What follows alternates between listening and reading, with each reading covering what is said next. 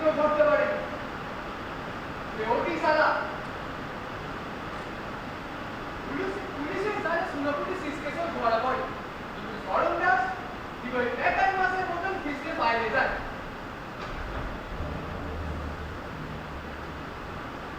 এমন সময় হলো কি বড় লোকের বাড়ি থেকে ছুরি গেল এক সোনার থালা।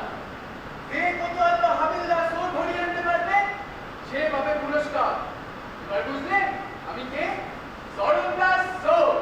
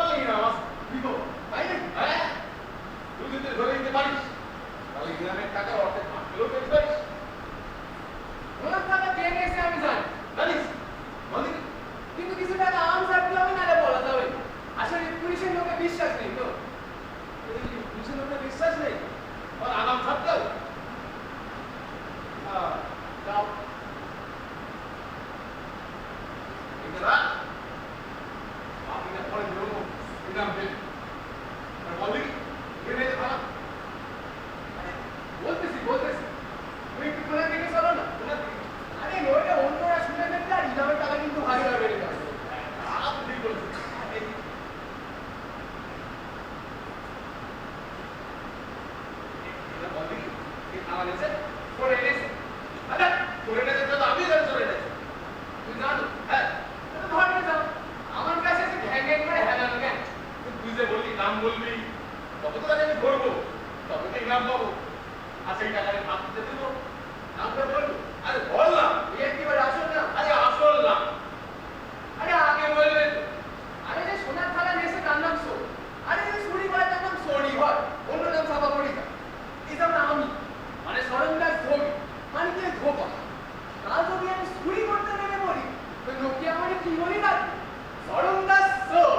রাস্তা দেখবে বলা করা গেছে। আরে যে চুরি করে তার নাম তো সোরই হয়। আজ আমি 15 টাকা শুধু বস্তা গেল।